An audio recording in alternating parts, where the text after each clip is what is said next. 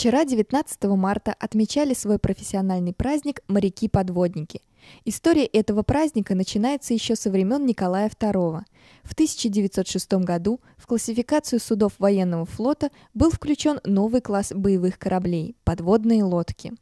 После революции 17 года праздник был упразднен, и лишь 80 лет спустя, в 1996 году, главнокомандующий военно-морским флотом России адмирал флота Феликс Громов подписал приказ, в котором предписывалось отмечать День моряка-подводника ежегодно, 19 марта. С тех пор по всей России чествуют ветеранов подводного флота, вспоминают погибших, награждают отличившихся. В Москве в честь праздника подводников прошло торжественное возложение венков к вечному огню на могиле неизвестного солдата в Александровском саду. Среди прочих у кремлевских стен маршировали кадеты кадетской морской школы-интерната имени Героя Советского Союза Магомета Гаджиева из города Каспийска.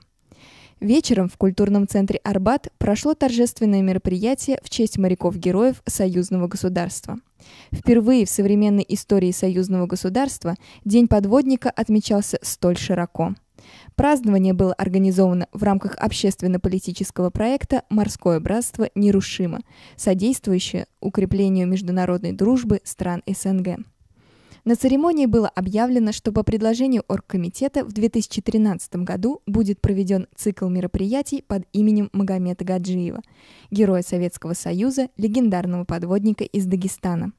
Участие кадетов из Дагестана в торжественной церемонии проходило в рамках передачи эстафеты военно-морских традиций братства гаджиевцев и организации Всероссийского движения имени прославленного подводника Магомета Гаджиева.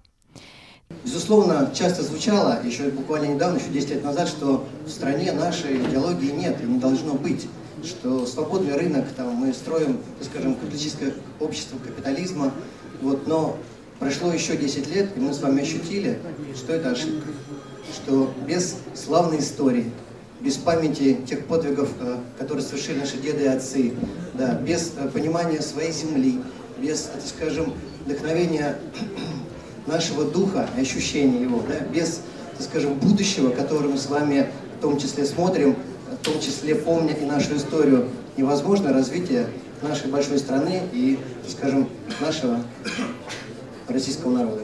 Поэтому, безусловно, тот подвиг, который совершили наши деды и наши отцы, является нашей идеологией. Если говорить почему Дагестан, да, потому что мы гордимся героем Магометом Гаджиевым. Здесь стояли на сцене ребята молодые, да, и когда тоже молодой парень Гаджиев уходил из своего аула Нетлеп, вряд ли он думал, что он станет героем, что его именем назовут город на Кольском полуострове, базу подводников, и он просто делал то, что он должен делать, да, и происходило то, что происходило. То есть делай то, что должно, и пусть будет то, что будет. Мы в Дагестане, у нас есть кадетское училище, в Каспийске морское кадетское училище. Сейчас появится еще несколько кадетских училищ. Надо сказать, что, конечно, мы в последнее время, и в том числе в Дагестане, не уделяли должное внимание молодежи. А молодежь просто, так скажем, востребует наше с вами внимание и передачу традиций. Поэтому буквально недавно, в этом месяце, принято решение о создании в Дагестане движения гаджиевцев. Будут созданы несколько лагерей, потому что для молодежи, где ребята будут проходить и тренироваться и в подводном плавании, и изучать историю, военное дело, это такое новое патриотическое движение. И всех вас, ветеранов, мы приглашаем передать свой опыт. Только что мы говорили буквально с фондом питерским, что мы организуем на День открытых дверей на Химовское училище в Санкт-Петербурге приезд ребят из Дагестана. И это, наверное, первый такой шаг, который положит продолжение славных традиций. Также на торжественной церемонии присутствовал председатель по делам молодежи Дагестана Заур Кахриманов.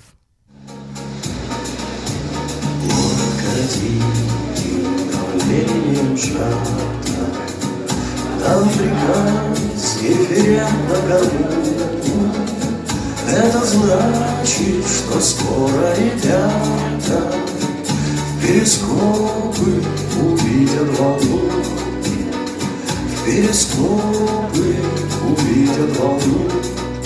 На пирсе тихо в час ночной Тебе известно лишь одно, когда усталая подножка из глубины